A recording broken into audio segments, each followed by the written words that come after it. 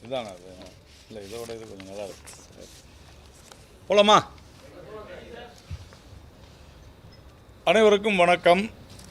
கடந்த 2-3 நாட்களாக தமிழகத்தினுடைய முதலமைச்சர் திரு மு.க. ஸ்டாலின் அவர்கள், திராவிட முன்னேற்றக் கழகத்தினுடைய தலைவர், தொடர்ந்து ஏதோ பாரதிய ஜனதா கட்சி அரசு, மத்திய அரசு தமிழ்நாட்டை வஞ்சித்து விட்டது போன்ற விஷயங்களை சொல்லி ஒரு உண்மைக்கு புறம்பான விஷயங்களை பேசி வருகிறார். இந்தியா சுதந்திரம் அடைந்த பிறகு 5 வருடங்கள் தவிர மற்ற நாட்களில், மற்ற காலங்களில் ஆட்சி நடத்தியது காங்கிரஸ் கட்சி. அதில் திமுக 10 வருடங்கள் அங்கம் வகித்தன. குறிப்பாக 2004 2014 வரையிலான 10 வருடங்கள், 2014 2026 வரையிலான இந்த 12 வருடங்களில், இதற்கு ரெண்டும் நாம் ஒப்பிடும் பொழுது ஒவ்வொரு துறையிலும் 5 மடங்கு அல்லது 6 மடங்கு அதிகமாக தமிழ்நாட்டிற்காக பல்வேறு திட்டங்களின் மூலம் அதிக நிதியை வாரி வழங்கி இருக்கிறது மத்திய பாரதிய ஜனதா கட்சியினுடைய நரேந்திர மோடி தலைமையிலான அரசு. ஆனால் தமிழகத்தில் கடந்த 5 வருடங்களாக சட்டம் ஒழுங்கை சரியான முறையில் பராமரிக்காமல், குற்றங்களை தடுக்க முடியாமல், குறிப்பாக பெண்களுக்கு எதிரான குற்றங்களை தடுக்க முடியாமல், அதிலும் குறிப்பாக பெண் குழந்தைகளுக்கு, மாணவிகளுக்கு எதிரான பாலியல் குற்றங்களை பள்ளிகளிலேயே தடுக்க முடியாத தமிழக அரசினுடைய முதலமைச்சர், திராவிட மாடல் என்று தன்னைத்தானே போற்றிக்கொள்கிற திராவிட முன்னேற்றக் கழக தலைவர் ஸ்டாலின் அவர்கள் தொடர்ந்து இது போன்ற தவறான தகவல்களை மக்கள் மத்தியிலே முன்வைப்பது என்பது ஒரு முதலமைச்சருக்கான திராவிட மாடல் என்று மார்த்தட்டிக் கொள்கிற ஒரு அரசியல் கட்சியினுடைய தலைவருக்கு அழகல்ல. தன்னுடைய தோல்வியை மறைப்பதற்காக, தங்களுடைய நிர்வாகமின்மையை மறைப்பதற்காக இப்படிப்பட்ட தவறான தகவல்களை அளிப்பது என்பது வன்மையாக கண்டிக்கத்தக்கது. கடந்த 12 வருடங்களில் பல்வேறு துறைகளில் பல்வேறு தரப்பட்ட மக்களுக்கு பாரதிய ஜனதா கட்சியினுடைய நரேந்திர மோடி அவர்களுடைய தலைமையிலான அரசு மக்களுடைய நல்வாழ்வுக்காக, மக்களுடைய முன்னேற்றத்திற்காக பல திட்டங்களை அளித்திருக்கிறது. அதில் குறிப்பாக நாம் சொல்ல வேண்டுமென்றால், விவசாயிகளுக்கு வருடந்தோறும் 6000 ரூபாய் என்ற அடிப்படையில் இதுவரையிலும் 2018ஆம் ஆண்டிலிருந்து 12,764 கோடி ரூபாய் தமிழக விவசாயிகளுக்கு மத்திய பாஜக அரசு அளித்திருக்கிறது. இதை திரு மு.க. ஸ்டாலின் அவர்கள் ஏற்க மறுக்கிறாரா என்பதற்கு அவர் பதில் சொல்ல வேண்டும். இந்த 12,764 கோடியும் கூட அதனாலே பயன்பெற்றிருக்கக்கூடிய விவசாயிகளை கூட மத்திய அரசினுடைய நிதியை அடையாளம் காட்டியது யார் என்றால் மாநில அரசு தான். அதற்கான முழு அதிகாரத்தையும் மாநில அரசுக்கு வழங்கி இருக்கிறது. இம்ப்ளிமெண்டிங் ஏஜென்சி பயனாளிகளை அடையாளம் சொல்லக்கூடிய இதில் மத்திய பாஜக அரசு இவர்களுக்குத்தான் கொடுக்க வேண்டும் என்று சொல்லவில்லை. தமிழக அரசிடம் சொல்லி யாருக்கெல்லாம் வேண்டுமோ சொல்லுங்கள், கொடுக்கிறோம் என்று சொன்னதன் அடிப்படையில் 12,764 கோடி கொடுத்திருக்கிறது. அதே போல் ஃபசல் பீமா யோஜனா என்கிற ஒரு அற்புதமான திட்டத்தில், அதாவது பயிர் காப்பீட்டு திட்டம், இந்த பயிர் காப்பீட்டு பிரதம மந்திரியினுடைய பயிர் காப்பீட்டு திட்டத்தின் அடிப்படையில் 98 லட்சம் விவசாயிகளுக்கு 78,663 கோடி 78,663 கோடி காப்பீட்டுக்கான தொகையினை இன்சூரன்ஸ் பிரீமியம் மத்திய அரசு வழங்கி இருக்கிறது. முதல்வர் மு.க. ஸ்டாலின் அவர்கள் இதை மறுக்கிறாரா, இல்லை என்று சொல்கிறாரா? நம்முடைய கேள்வி அதுதான். அதே போல மீனவர்களுக்கான 1,83,264 மீனவர்களுக்கு அங்கே இருக்கக்கூடிய நம்முடைய மகளிர் சுய உதவிக்குழுவின் மூலமாக பாதுகாப்பு உபகரணங்கள், படகுகள், அதாவது மீன்பிடி படகுகள், அதே போல் அந்த மீன்வளத்துறையை மீன்களை மேலும் மேலும் வளர்ப்பதற்கான, அதை மேம்படுத்துவதற்கான 1,83,264 மீனவர்களுக்கு உதவி செய்ததை திரு மு.க. ஸ்டாலின் மறுக்கிறாரா அப்படின்றது தான் நம்முடைய கேள்வி. இந்த கேள்விகளை எல்லாம் திரு மு.க. ஸ்டாலின் அவர்களிடத்தில் ஊடகங்கள் கொண்டு செல்ல வேண்டும், இதை கேட்க வேண்டும். பாஜக இப்படி சொல்கிறது, நான் முழுமையான ஆவணத்தோடு இதை பேசுகிறேன். அதே போல் ஆயுஷ்மான் பாரத் என்று சொல்லப்படுகிற காப்பீட்டு திட்டம், இந்த காப்பீட்டு திட்டத்தில் 90 லட்சம் தமிழர்களுக்கு 5 லட்சம் ரூபாய் ஒரு குடும்பத்திற்கு, அதாவது 90 லட்சம் மக்களுக்கு இந்த 5 லட்சம் ரூபாய் மருத்துவமனையில் அனுமதிக்கப்பட்டால் காப்பீடாக வழங்கப்பட்டது உண்மையா இல்லையா, இதை மத்திய அரசாங்கம் செய்தது என்பதை திரு ஸ்டாலின் அவர்கள் ஏற்கிறாரா இல்லையா? அதே போல் அப்படி இல்லை என்று சொன்னால் அவர் மறுக்க வேண்டும். நான் ஆவணங்களை கொடுக்கிறேன், இது அனைத்துமே மாநில அரசின் மூலமாக, அதாவது இதையெல்லாம் செயல்படுத்துவது மத்திய அரசு கொடுக்கக்கூடிய பணத்தை மாநில அரசு எடுத்துக்கொண்டு மாநில அரசு செய்கிறது. மத்திய அரசினுடைய திட்டம் இது.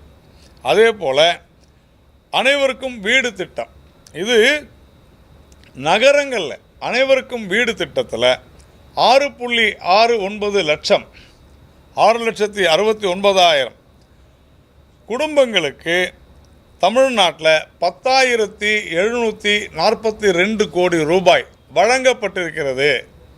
அது உண்மையா இல்லையா, அதை ஏற்க மறுக்கிறாரா திரு மு.க. ஸ்டாலின் அவர்கள்? அதே போல் அனைவருக்கும் வீடு திட்டத்தில் 6,63,247 வீடுகள் கட்டி கொடுக்கப்பட்டிருக்கிறது. அதை திரு மு.க. ஸ்டாலின் அவர்கள் மறுக்கிறாரா? இது அனைத்துமே மீண்டும் மீண்டும் நாம் சொல்வது மாநில அரசுடன் மாநில அரசு தான் செயல்படுத்தக்கூடிய மத்திய அரசினுடைய திட்டங்கள். அதே போல் 100 நாள் வேலைவாய்ப்பு திட்டத்தில் நாம் இதுவரையிலும் 2016-17 2025-26 கிட்டத்தட்ட 8 வருடங்களில் 73,184 கோடி 73,184 கோடி நம்முடைய தமிழகத்திற்கு, தமிழ் மக்களுக்கு, தமிழ் உழைப்பாளிகளுக்கு, தொழிலாளர்களுக்கு வழங்கப்பட்டிருப்பது உண்மையா இல்லையா? திரு மு.க. ஸ்டாலின் அவர்கள் இதற்கு பதில் சொல்ல வேண்டும். அதே போல் 15,816 கிலோமீட்டர் சாலைகள், கிராம சாலைகள், அதாவது நகரங்களையும் கிராமங்களையும் இணைக்கக்கூடிய சாலைகள் 8,133 கோடி ரூபாயில் இந்த திட்டங்களை மத்திய அரசு கொடுத்தது திரு மு.க. ஸ்டாலின் அவர்கள் மறுக்கிறாரா? இது எல்லாமே மத்திய அரசு மாநில அரசின் மூலமாக செய்தவர்களைத்தான் நான் சொல்லிக் கொண்டிருக்கிறேன். தனியாக யாரும் எதுவும் செய்யலை. மாநில அரசுக்கு பணம் அளிக்கிறது, திட்டம் போட்டு கொடுக்கிறது, கண்காணிக்கிறது. ஆனால் இங்கே எதுவுமே செய்யலை அப்படின்னு தொடர்ந்து சொல்லி வருகிறார் திரு மு.க. ஸ்டாலின். அதே போல் இந்த கடந்த இந்த ஒரு 10 வருடங்களுக்குள்ளாக 41 லட்சம் குடும்பங்களுக்கு இலவச எரிவாயு இணைப்பு கொடுக்கப்பட்டிருக்கிறது என்பதை திரு மு.க. ஸ்டாலின் அவர்கள் மறுக்கிறாரா? கடந்த தேர்தலில் 100 ரூபாய் ஒரு சிலிண்டருக்கு குறைக்கிறேன் அப்படின்னு சொல்லி சொன்னார், நாங்கள் கொடுத்துட்றோம் அப்படின்னார். அதை கூட கொடுக்க முடியாத திரு மு.க. ஸ்டாலின் அவர்கள் 41 லட்சம் குடும்பங்களை கரி அடுப்பிலிருந்து மண்ணெண்ணெய் அடுப்பிலிருந்து மீட்டிருக்கிறது. 41 லட்சம்னு சொன்னால் கிட்டத்தட்ட 1,50,00,000த்திற்கும் அதிகமான மக்களுக்கு 41 லட்சம் குடும்பம்னு சொன்னால் சராசரியாக 4 பேர் ஒரு குடும்பத்தில் வச்சா கூட தமிழ்நாட்டினுடைய 8 கோடி அப்படின்னு சொல்லும் பொழுது கிட்டத்தட்ட 4 அல்லது 5 1 பங்கு மக்களுக்கு பாரதிய ஜனதா கட்சியினுடைய நரேந்திர மோடி தலைமையிலான அரசு இலவசமாக எரிவாயு இணைப்பை வழங்கி இருக்கிறது. மு.க. ஸ்டாலின் இதை ஏற்கிறாரா இல்லையா? அதே மாதிரி முத்ரா திட்டத்தில் இந்தியாவிலேயே அதிகமாக பயனடைந்திருக்கக்கூடிய தொழில் முனைவோர்கள், சிறு குறு தொழிலில் ஈடுபட்டவர்கள், அதிலும் குறிப்பாக பட்டியல் இனத்தை சார்ந்தவர்கள், பெண்கள் அதிக அளவில் இந்தியாவிலேயே அதிகமாக பயனடைந்திருப்பது தமிழ்நாடு தான் என்பதை மு.க. ஸ்டாலின் அவர்கள் ஏற்றுக்கொள்கிறாரா இல்லையா? அதே மாதிரி சுவநிதி ஸ்கீம், அதாவது திட்டம், அந்த திட்டத்தின்படி சாலையோர வியாபாரிகள் 4,18,565 சாலையோர வியாபாரிகள் இதன் மூலம் பயனடைந்திருக்கிறார்கள். கிட்டத்தட்ட 1028 கோடி இவர்களுக்கு அளிக்கப்பட்டிருக்கிறது என்பதை நாம் இங்கே வலியுறுத்தி சொல்கிறோம். இதை மு.க. ஸ்டாலின் மறுக்கிறாரா? அதே மாதிரி நம்முடைய கர்ப்பிணி பெண்களுக்கான திட்டம், அதில் 7,89,778 பயனாளிகளுக்கு, பெண்களுக்கு, தமிழ் பெண்களுக்கு 7,89,778 தமிழ் பெண்களுக்கு 254.34 கோடி ரூபாய் அளிக்கப்பட்டிருக்கிறதை திரு மு.க. ஸ்டாலின் மறுக்கிறாரா? அதே மாதிரி தூய்மை இந்தியா திட்டத்தில் 61,25,874 கழிப்பறைகள் கட்டப்பட்டிருக்கின்றன. தமிழ்நாட்டில் ஒரு கழிப்பறைக்கான காஸ்ட் 8,000 ரூபாய். கணக்கு போட்டுங்க, இத்தனை கோடி ரூபாய் நாம் செலவு பண்ணியிருக்கிறோம். அதே மாதிரி இந்த மின்சாரம், அனைவருக்கும் மின்சாரம் திட்டத்தில் 56,258 வீடுகளுக்கு 334,85,00,000 நாம் ஒதுக்கி இருக்கிறோம். இது போல் பல்வேறு விஷயங்களை, அதாவது இது மட்டும் இல்லாத கட்டமைப்பு, தூத்துக்குடி விமான நிலைய விரிவாக்கம், தூத்துக்குடி துறைமுக விரிவாக்கம் என்று பல்வேறு, அதே மாதிரி மதுரையிலிருந்து தூத்துக்குடிக்கான தேசிய நெடுஞ்சாலை, இன்றைக்கி தூத்துக்குடி ஒரு மிகப்பெரிய தொழில் முனையும் இடமாக, ஒரு மிகப்பெரிய தொழிற்சாலை நகரமாக தூத்துக்குடி மிகப்பெரிய நகரமாக உருவெடுத்து கொண்டிருக்கிறது என்று சொன்னால் அதற்கு முழு காரணமுமே மத்திய பாஜக அரசு, நரேந்திர மோடி தலைமையிலான அரசு தான் என்பதை மு.க. ஸ்டாலின் அவர்களால் மறுக்க முடியுமா? கிட்டத்தட்ட இந்த ரயில்வே திட்டங்களில் 35,701 கோடி ரூபாய் திட்டங்கள், ரயில்வே திட்டங்கள் இப்பொழுது நடந்து கொண்டிருக்கின்றன என்பதை திரு மு.க. ஸ்டாலின் அவர்கள் மறுக்கிறாரா? இது எல்லாமே பார்த்திங்கன்னா கடந்த 2004 2014 வரையிலான யூபிஏ, அதாவது திமுக அங்கம் வகித்த காங்கிரஸ் கூட்டணி அரசை விட 8 மடங்கு அதிகமாக நிதி ஒதுக்கி இருக்கிறது நம்முடைய ரயில்வே துறை. அதே மாதிரி நம்முடைய மெட்ரோ எக்ஸ்பேன்ஷனுக்கு 8,000 கோடி ரூபாய் ஒதுக்கி இருக்கிறது. இந்த மாதிரி பல்வேறு, அதாவது இந்த பட்டியலை நாம் சொல்ல வேண்டும் என்று சொன்னால் ஒரு நாள் போதாது நமக்கு.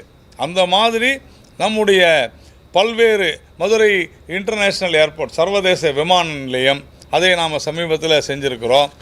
அதே மாதிரி திருச்சி விமான நிலைய விரிவாக்கம், தூத்துக்குடி விமான நிலைய விரிவாக்கம், கடந்த 2-3 மாதங்களுக்கு முன்னால் நம்முடைய பிரதமர் தூத்துக்குடி விமான நிலையம், துறைமுக அந்த விரிவாக்கம் எல்லாவற்றையுமே திறந்து வைத்திருக்கிறார்.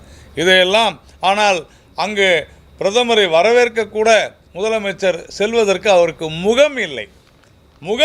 இப்படிப்பட்ட அதிகமாக பிரதமர் தமிழ்நாட்டிற்கு செய்து கொண்டிருந்தும் கூட அவரை தொடர்ந்து தினமும் விமர்சித்து கொண்டிருக்கும் முதலமைச்சர் மு.க. ஸ்டாலின் பிரதமர் முகத்தை பார்க்க அஞ்சி நடுங்கி தயங்கி அன்றைய தினம் வேறு ஒரு நிகழ்ச்சி இருப்பதாக சொல்லி பிரதமரை பார்ப்பதற்கு கூச்சப்பட்டு கொண்டு தயங்கிக் கொண்டு அவர் போகாது இருந்தது உண்மையா இல்லையா என்பதை முதலமைச்சர் அவர்கள் விளக்க வேண்டும். இதெல்லாம் ஒரு புறம் இருக்க, இது நான் ஏன் சொல்கிறேன் என்று சொன்னால், அதே மாதிரி நிதி பங்கீட்டில் பார்த்தோம் என்று சொன்னால் கிட்டத்தட்ட 14 லட்சம் கோடி நாம் 2015 2025 வரையில் நாம் 14 லட்சம் கோடி அளித்திருக்கிறோம். ஆனால் அது அந்த திமுக அங்கம் வகித்த காங்கிரஸ் கூட்டணி ஆட்சியில் அது வெறும் 94,971 கோடி தான். அப்படின்னா கிட்டத்தட்ட நம்ம பார்த்தோம் என்று சொன்னால் 14 மடங்கு அதிகமாக நாம் தமிழ்நாட்டிற்கு 14 மடங்கு அதிகமாக திமுக அங்கம் வகித்த காங்கிரஸ் கூட்டணி ஆட்சியை விட அதிகமாக அளித்திருக்கிறோம். இது போன்ற பல்வேறு கட்டமைப்பு திட்டங்கள், மக்கள் நலத்திட்டங்களை நாம் அளித்தும் கூட தொடர்ந்து பாஜக வஞ்சிக்கிறது என்கிற ஒரு மிகப்பெரிய தவறான போலி செய்திகளை ஃபேக்ட் செக்குன்னு ஒன்று வச்சுருக்கிறாங்க தமிழ்நாடு அரசு. நான் சவால் விடுகிறேன், இப்போ நான் சொன்னதையெல்லாம் பொய் என்று அவர்களுடைய இணையதளத்தில் போட முடியுமா? நான் ஆதாரங்களோடு கொடுக்கிறேன். இப்படிப்பட்ட ஒரு மோசடியான தவறான உண்மைக்கு புறம்பான செய்திகளை முதலமைச்சர் மு.க.ஸ்டாலின் அவர்கள் பரப்புவதை நிறுத்தி கொள்ள வேண்டும். ஆனால் அதே சமயம் தமிழ்நாட்டிற்கு நம்முடைய பிரதமர் அவர்கள் தன்னுடைய நிர்வாக திறமையினால், தன்னுடைய நல்ல எண்ணத்தினால் தமிழ்நாட்டிற்கு, தமிழக மக்களுக்கு அதிகமாக நிதியை கொடுத்து கொண்டிருக்கிற இதே நேரத்தில் தன்னுடைய மோசமான ஆட்சியினால் இப்பொழுது கடந்த ஒரு வாரத்தில் நம்ம பார்த்தோம் என்று சொன்னால் திருப்பூர் தெற்கு தொகுதியில் 400க்கும் அதிகமான மக்கள் திமுகவினுடைய வேட்பாளர் தினேஷ்குமார் அவர்களை மறித்திருக்கிறார்கள். அங்கே இருக்கக்கூடிய திருப்பூர் தெற்கில் இருக்கக்கூடிய சுகாதார கேடு மிக்க கழிவுகளை அகற்றாமல் இருக்கும் திமுக அரசை கண்டித்து அந்த தினேஷ்குமார் அவர்கள் கிட்டத்தட்ட 400க்கும் அதிகமான மக்கள் மறித்திருக்கிறார்கள். பாபநாசம் தொகுதியில் துணை முதலமைச்சர் திரு உதயநிதி ஸ்டாலின் அவர்கள் சென்றிருந்த போது அங்கே கரும்பு விவசாயிகள் உதயநிதி ஸ்டாலின் அவர்களை கண்டித்து ஆர்ப்பாட்டம் செய்திருக்கிறார்கள். ஏனென்றால் அங்கு இருக்கக்கூடிய ஆரூரான் கரும்பு ஆலையை அரசே ஏற்றுக்கொள்ளும் என்று சத்தியம் செய்து உறுதி கொடுத்திருந்ததை அவர்கள் நிறைவேற்றவில்லை என்கிற காரணத்தினால மறித்திருக்கிறார்கள். அதே மாதிரி அரவக்குறிச்சியில் திமுகவினுடைய எம்எல்ஏ தற்போதைய வேட்பாளர் இளங்கோ அவரை கடுமையாக கண்டித்து ஒரு அடிப்படை வசதிகளை கூட, சாலை, அதே மாதிரி தெரு விளக்குகள், இதையெல்லாம் கூட, குடிநீர், இதையெல்லாம் சரியானபடியில் இந்த 5 வருடங்களில் கொடுக்கவில்லை என்று அந்த இளங்கோ அவர்களை கண்டித்து அங்கே இருக்கக்கூடிய பொதுமக்கள் மிகப்பெரிய ஆர்ப்பாட்டத்தில் ஈடுபட்டிருக்கிறார்கள். அதே போல் கும்பகோணத்தில் அங்கே இருக்கக்கூடிய மக்கள் துரத்தி அடித்திருக்கிறார்கள். எம்எல்ஏவை, இந்த வேட்பாளரை துரத்தி அடித்திருக்கிறார்கள். ஏனென்றால் கிட்டத்தட்ட திமுகவினுடைய எந்த தேர்தல் வாக்குறுதியும் கும்பகோணத்தில் நிறைவேற்றவில்லை என்பதால் திருச்செந்தூரில் நேற்றைய தினம் அமைச்சர் அனிதா ராதாகிருஷ்ணன் அவர்களை அங்கே இருக்கக்கூடிய அந்த தொகுதி மக்கள் அதாவது அவருடைய வாகனத்தை முன்னேற செய்யாமல் மறித்து 50க்கும் அதிகமான கல்விலை கிராமத்தை சேர்ந்த பெண்கள் மறித்து அனிதா ராதாகிருஷ்ணன் அவர்களை பல வாக்குறுதிகளை கடந்த 25 வருடங்களாக கொடுத்தும் இன்னும் தாங்கள் மிக மோசமான ஒரு நிலைமையில் இருப்பதை சுட்டிக்காட்டியிருக்கிறார்கள். அதே போல் சேலம் வடக்கு தொகுதியில் ராஜேந்திரனை எதிர்த்து அங்கே இருக்கக்கூடிய மக்கள் சரியானபடி முன்னேற்றம் இல்லை என்று சொல்லியிருக்கிறார்கள். மதுரை தெற்கு தற்போதைய எம்எல்ஏவாக இருக்கக்கூடிய பூமிநாதனை மிக கடுமையாக அங்கே இருக்கக்கூடிய மக்கள் மிக மோசமான சுகாதாரத்தை அந்த தொகுதி இருப்பதா, இதெல்லாம் ஒரு 7 தொகுதி நான் ஒரு சாம்பிளுக்காக உங்களுக்கு சொல்லியிருக்கிறேன். தொடர்ந்து திராவிட முன்னேற்றக் கழகம் மீது மிக மோசமான ஒரு குற்றச்சாட்டினை மக்கள் வைத்து கொண்டிருக்கிறார்கள். இந்த ஆட்சி கவிழப்போவது உறுதி. இதற்கிடையில் நேற்றைய தினம் கூட திரு மு.க. ஸ்டாலின் அவர்கள் மதுரை மெட்ரோ குறித்து பேசியிருக்கிறார். ஏற்கனவே மதுரை மெட்ரோ, கோயம்புத்தூர் மெட்ரோ குறித்து நாம் சொல்லியிருக்கிறோம். இங்கு இருக்கக்கூடிய தனியார் பேருந்துகள் அல்லது இங்கு இருக்கக்கூடிய அரசு பேருந்துகளில் அதிகமாக ஊழல் செய்ய வேண்டும் என்கிற காரணத்தினால, நமக்கெல்லாம் தெரியும் போக்குவரத்து துறை நடக்கக்கூடிய ஊழல்கள், மெட்ரோ வந்துவிடக்கூடாது என்று திட்டம் போட்டு மத்திய அரசு இந்த மெட்ரோ திட்டத்தை ஆதரிக்கக்கூடாது, இதற்கு செலவு செய்யக்கூடாது என்பதற்காகவே தவறான, பொய்யான, முழுமையான விவரங்களை அளிக்காமல் வேண்டுமென்றே மக்கள் தொகையை குறைத்து காண்பித்து விரிவான திட்ட அறிக்கையிலே பல குளறுபடிகள் செய்து வேண்டுமென்றே இதனுடைய பாலிசி, அதாவது நம்முடைய மத்திய அரசினுடைய மெட்ரோவினுடைய திட்டங்களை வேண்டுமென்றே மீறி இவர்கள் கொடுத்த தவறான அறிக்கையினால்தான் அதை திருத்தி அனுப்பும்படி சொல்லியிருக்கிறது என்பதை மறைத்து பொய் பேசியிருக்கிறார் திரு மு.க. ஸ்டாலின் அவர்கள். அதனால் அதே போல் சென்னை பெங்களூரு எக்ஸ்பிரஸ் ஹைவே விரைவு சாலை நெடுஞ்சாலையை நம்முடைய மத்திய அரசு இங்கிருந்து பெங்களூருக்கு 3 மணி நேரத்தில் சென்று விடக்கூடிய அளவில் சாலை அமைக்கிறது. அந்த சாலையில் ஒரு குறிப்பிட்ட தமிழ்நாட்டில் இருக்கக்கூடிய சாலைகள் மட்டும் இன்னும் அமைக்க முடியாமல் இருக்கிறது. கடந்த 2 வருடங்களாக தாமதப்பட்டு வருகிறது. இதற்கு காரணம் என்னவென்றால், நிலம் கையகப்படுத்த மாநில அரசு தவறிவிட்டது. அதே போல் அந்த மிகப்பெரிய டவர்ஸ் இருக்குது, ஹாட் லைன்ஸ், அந்த டவர் டிரான்ஸ்மிஷன் லைன்ஸ் இருக்குது, அந்த மின்தொடர் அமைப்பு இருக்கக்கூடிய அதை ஹை பவர் டிரான்ஸ்மிஷன் லைன்ஸ், இதை இவர்கள் டான்ஜெட்கோ, மாநில அரசினுடைய டான்ஜெட்கோ நிறுவனம் அதை முழுமையாக இப்போ அது டிரான்ஸ்மிஷன் லிமிட்டடாக இருக்குது. இதை மாநில அரசு உரிய நேரத்தில் செய்து கொடுக்காததுனால அந்த கான்ட்ராக்டர் ஒப்பந்ததாரருக்கு மிகப்பெரிய நஷ்டம் ஏற்பட்டிருக்கிறது என்று சொல்லி அவர் செய்ய மறுக்கிறார். காரணம் என்ன? மாநில அரசினுடைய செயல்படாத தன்மை, மாநில அரசு செயல்படாமல் இருக்கிறது என்கிற காரணத்தினால தான் இந்த சென்னை பெங்களூரு, இது கர்நாடகாவிலையும் ஆந்திராவிலையும் தமிழ்நாட்டிலையும் போகுது இந்த சாலை.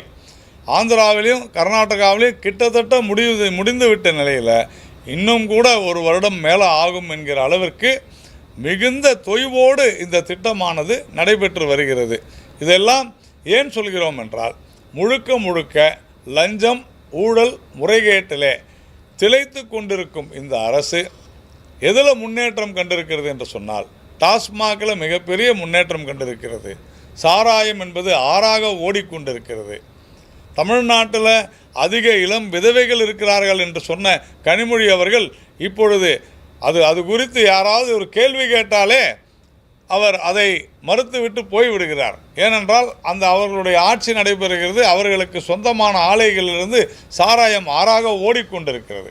இன்னொரு பக்கம் போதை கலாச்சாரம், சாராயம் போதையினால் நடக்கக்கூடிய மிகப்பெரிய சீரழிவு என்னவென்றால், பெண்கள் மீதான பெரும் பாலியல் வன்முறை தாக்குதல்கள், அதிலும் குறிப்பாக சிறு குழந்தைகள், மாணவிகள் மீதான பாலியல் தாக்குதல், ஆசிரியர்களே மாணவிகளை பாலியல் தாக்குதலுக்கு உள்ளாகக்கூடிய அளவிற்கு தமிழகத்தை நாசப்படுத்தி சீரழித்து விட்டிருக்கிறது திராவிட மாடல் ஆட்சி. எங்கு பார்த்தாலும் சங்கிலி பறிப்பு, கொள்ளை, யாரை வேண்டுமானாலும் எங்கு வேண்டுமானாலும் வெட்டலாம், கேட்பதற்கு ஆள் இல்லை என்கிற கணக்கில் காவல்துறை சுணங்கி போயிருக்கிறது. இப்படிப்பட்ட ஒரு சூழலில் கல்லூரிகள், பள்ளிகளிலெல்லாம் மாணவிகள் மீதான தாக்குதல்கள், வன்முறை, பாலியல் தாக்குதல்கள், இதையெல்லாம் தமிழக மக்கள் மறக்கப் போவதில்லை.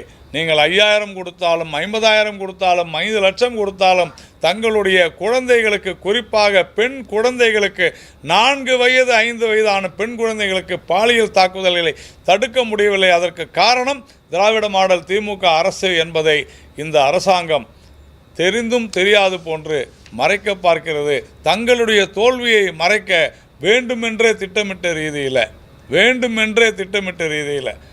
14 மடங்கு அதிகமாக நிதி அளித்திருக்கக்கூடிய பாரதிய ஜனதா கட்சியினுடைய நரேந்திர மோடி தலைமையிலான அரசு குறித்து பல்வேறு தவறான மோசடியான குற்றச்சாட்டுகளை விமர்சனங்களை முன்வைத்திருக்கிறார் திரு மு.க. ஸ்டாலின் அவர்கள். இந்த அரசு உறுதியாக வருகிற 23ஆம் தேதி இந்த தமிழகத்தை விட்டு அகலப்போவது உறுதி. அஇஅதிமுக தலைமையிலான தேசிய ஜனநாயக கூட்டணி மிகப்பெரிய வெற்றியை பெறும் என்று நாம் மீண்டும் உறுதியாக சொல்கிறோம். வேறு ஏதாவது இங்கே கேட்கறதுக்கு இருந்தால் சொல்லுங்கள்.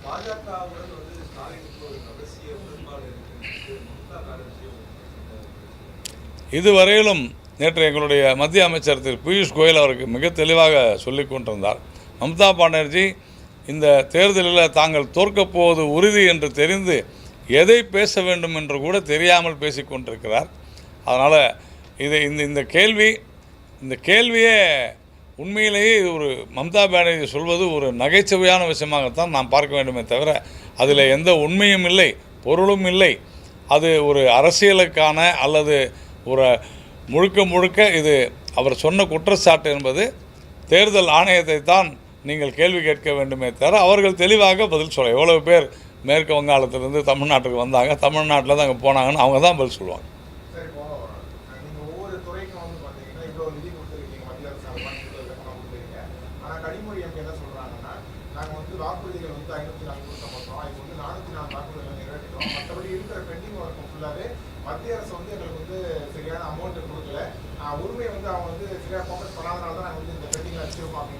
சார், நான் என்ன கேட்குறேன், இப்போ நான் ஒரு பட்டியலே போட்டேன், நீங்கள் ரெக்கார்டும் பண்ணியிருப்பீங்க. இதில் ₹1 குறைவாக நாங்கள் கொடுத்தோன்னு தைரியம் இருந்தால் நான் சவால் விடுகிறேன்னு சொல்லட்டும். இன்றைக்கி தூத்துக்குடியில் கனிமொழி அவர்களுடைய தொகுதி, இன்றைக்கி தூத்துக்குடி ஒரு மிகப்பெரிய கனவு நகராக ஒரு பிற்காலத்தில் எதிர்காலத்தில் சென்னைக்கு ஈக்குவலான ஒரு சென்னையை போன்ற ஒரு பெரிய நகரமாக அது வளரக்கூடிய ஒரு சூழ்நிலை உருவானதற்கு காரணம் பாஜகவினுடைய அரசு, நரேந்திர மோடி தலைமையிலான அரசு.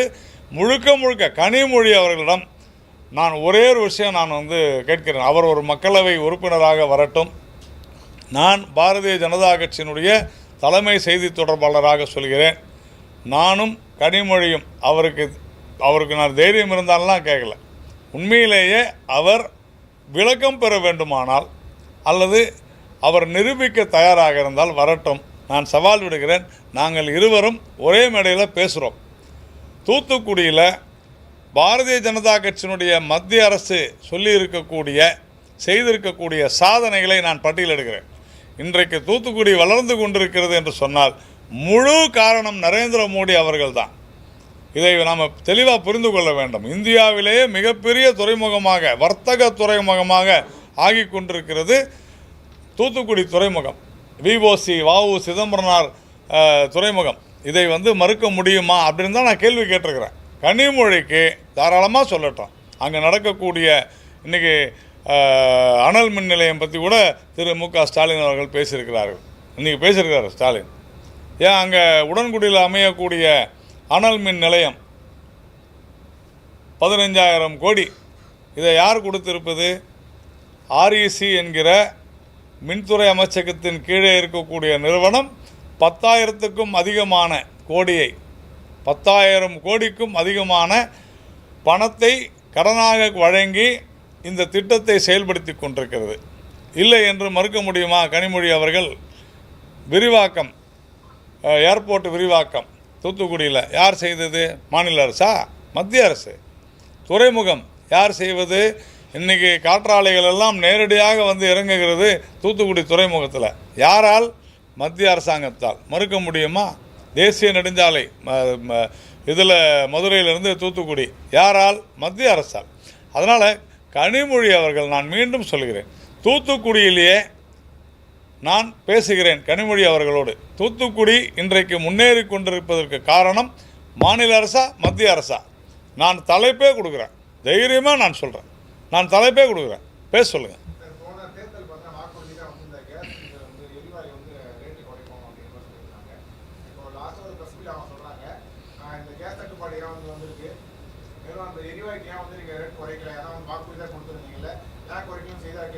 மத்திய அரசு உறுதுணையாக இருந்தால் நாங்கள் குறைக்க முடியும். அவங்க சரி கோஆப்ரேட் பண்ணால் நாங்கள் பண்ண முடியும். அதாவது அவங்க சொல்கிறதில்ல ஏதாவது பொருள் இருக்கான்னு பாருங்கள். அவங்க சொன்னது என்ன, 100 ரூபாய் அவங்க விலை குறைக்க முடியாது. நல்லா புரிஞ்சுங்க. மத்திய அரசு அதாவது எல்பிஜிக்கு எவ்வளோ விலை எண்ணெய் நிறுவனங்கள் வைக்கிறாங்கன்றதை விட்டுருங்க. அந்த விலையிலிருந்து 100 ரூபாய் குறைவுன்னு என்ன அர்த்தம்? நாங்கள் 100 ரூபாய் உங்களுக்கு கொடுத்துட்றோம், சரியா? 1000 ரூபாய் இந்த எல்பிஜி சிலிண்டரோட காஸ்ட்டுனா 100 ரூபாய் மத்திய அரசு ஏற்றுக்கொள்ளும். 100 ரூபாய் என்ன பண்ணுவாங்க, எல்பிஜி இணைப்பு யார் வச்சுருக்காங்களோ அவங்க கணக்கில் போட்டுருவாங்க. அதான் எங்கள் விஷயம். அவங்க குறைக்க முடியாது. நீ ஏன் 100 ரூபாய் கொடுக்கலன்னு தான் கேள்வி. அதுக்கு மத்திய அரசு ஒத்துழைக்கலன்றலாம் சுற்றி வலிச்சு பதில் பேச வேண்டியதெல்லாம் இல்லை. 100 ரூபாய் நீங்கள் ஏன் கொடுக்கல? அதே மாதிரி கல்வி கடன், மாணவர்களுக்கான கல்வி கடனை ரத்து செய்வோம்னு சொன்னாங்க. செஞ்சாங்களா? கல்வி கடனை எப்படி ரத்து செய்வாங்க? மத்திய அரசு ஒத்துழைக்கலன்னு சொல்ல முடியுமா? விஷயம் என்ன? ரத்துனா என்ன? மாணவர் வாங்கிய கடனை நாங்கள் அடைச்சிடறோன்னு அர்த்தம். நீங்கள் ஏன் காசு கொடுக்கல? அதாவது கல்வி கடன் ரத்து என்பது என்ன அப்படின்னு சொன்னால், நீங்கள் ஒரு 1 லட்ச ரூபா வாங்கியிருக்கீங்க அப்படின்னு சொன்னால் அந்த 1 லட்ச ரூபா பேங்க்குக்கு மாநில அரசு கொடுத்துரும். இதுதான் விஷயம். ஏன் நீங்கள் செய்யலை? அதுக்கு மத்திய அரசுக்கோ பேங்க்குக்கோ சம்மந்தமே கிடையாது. இப்படி தான் குழப்புகிறார்கள் மக்களை, முழுமையாக குழப்புகிறார்கள். கிட்டத்தட்ட 250க்கும் அதிகமான வாக்குறுதிகள் 2021 இருந்தது மாதிரியே 2026 இருக்குது. அப்படின்னா என்ன அர்த்தம்? 250க்கும் மேற்பட்ட வாக்குறுதிகளை நிறைவேற்றவில்லை என்பது தானே பொருள். அப்புறமா நாங்கள் அதாவது 40 விழுக்காட்டிற்கும் மேலாக இருக்குது. ரிப்பீட்டு பலது விஷயம். அதாவது 2020 சொன்னது நிறைவேற்றவில்லை. அதை தாண்டி ஒரு 250க்கும் மேலாக ரிப்பீட்டும் ஆகுது. எவ்வளவு வாக்குறுதிகள், எதையுமே நிறைவேற்றவில்லை. ஸ்டாலின் அவர்கள் சொன்னார்கள், நாங்கள் சொன்னதை செய்வோம், செய்வதை சொல்வோம் சொன்னாங்கல்ல. நான் என்ன சொல்கிறேன், நீங்கள் இப்போது செய்து கொண்டிருப்பதை சொல்லவே இல்லை. சட்ட ஒழுங்கை சீர்குலைப்போம்னு சொன்னாங்களா? அவங்க செஞ்சிட்டாங்க. குற்றங்கள் பெருகுவதை வேடிக்கை பார்ப்போம் என்று சொன்னார்களா? வேடிக்கை பார்த்துக்கிட்டு இருக்கிறாங்க. பெண்களுக்கான எதிரான பாலியல் குற்றங்களை தடுப்போம் என்று சொன்னார்களா? ஆனால் வேடிக்கை பார்த்துக்கிட்டு இருக்கிறாங்க. இப்படி தொடர்ந்து திமுக சொன்னதையும் செய்யவில்லை, செய்து கொண்டிருப்பதை சொல்லவும் இல்லை. வேறு ஏதாவது இருக்குதா?